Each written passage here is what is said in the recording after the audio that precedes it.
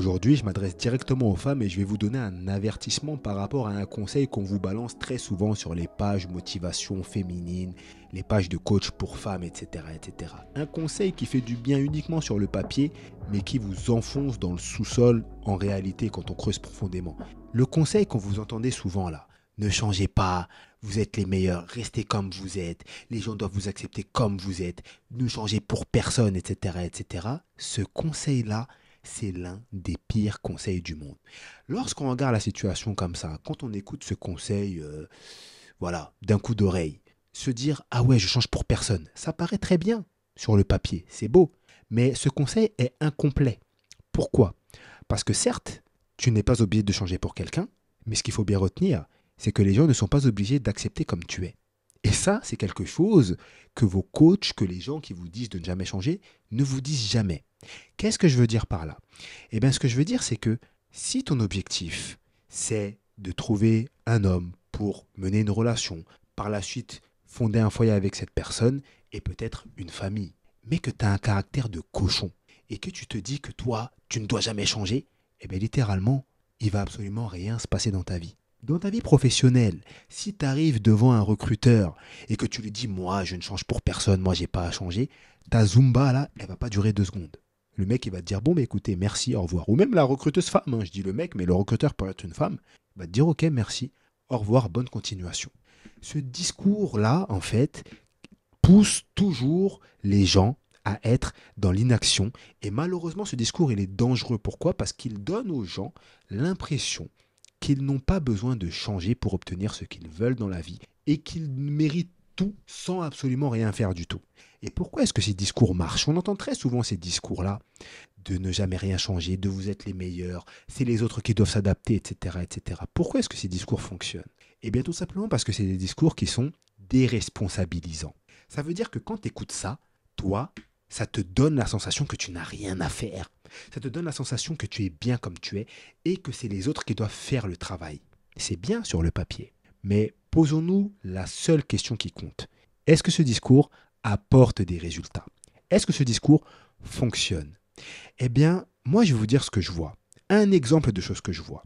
Je suis en coaching souvent avec des femmes qui ne trouvent pas d'hommes pour une relation qui leur correspond. Et dans ces femmes-là, il y a 2 catégories. Il y a la catégorie qui va se poser les bonnes questions pour essayer de comprendre qu'est-ce qu'il se passe dans leur relation. Qu'est-ce qui se passe dans leur vie? Pourquoi est-ce que ça ne fonctionne pas?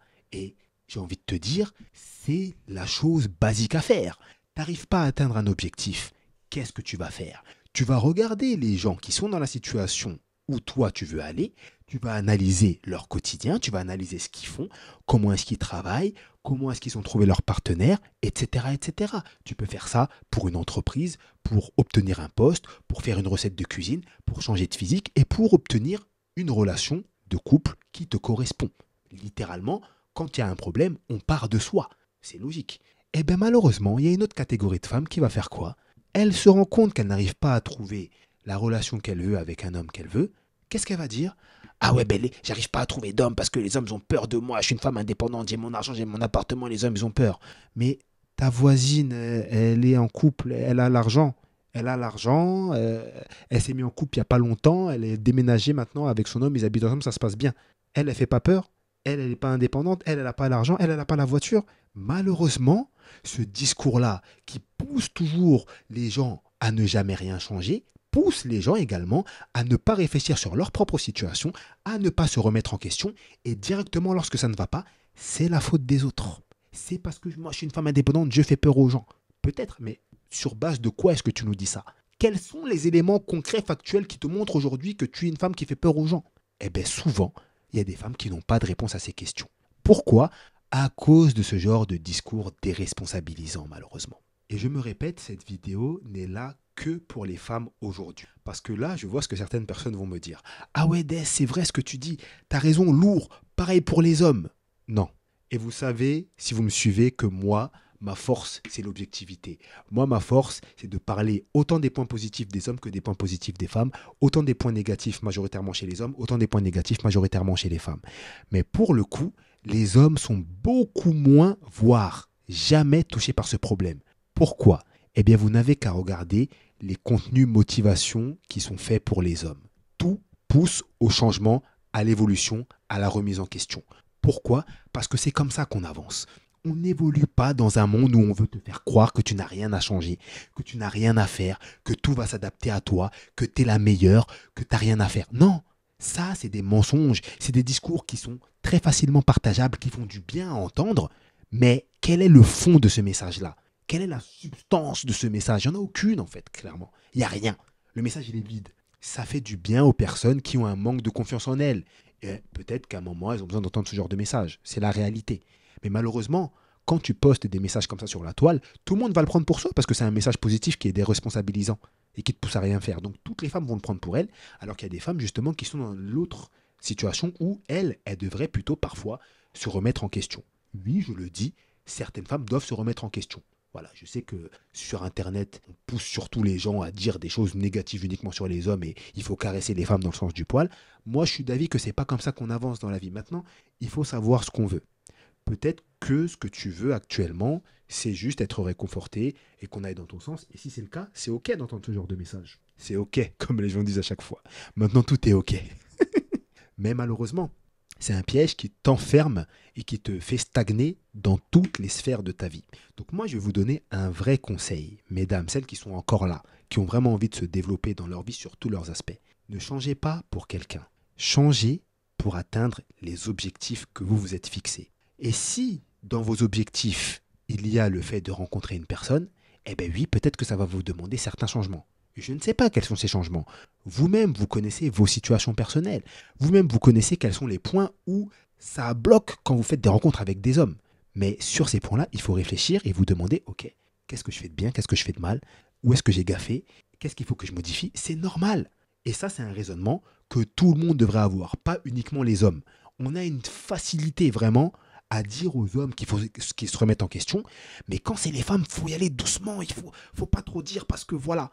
Et la vidéo que je te fais aujourd'hui, je sais très bien que c'est pas une vidéo qui va faire beaucoup de vues, je sais très bien que c'est pas une vidéo qui va être très partagée, parce que c'est pas un message populaire, c'est un message qui te pousse à te remettre en question, qui te pousse à travailler. Mais qu'est-ce que tu veux? Tu veux atteindre tes objectifs, quels qu'ils soient, professionnels, relationnels, personnels, physiques, comme tu veux.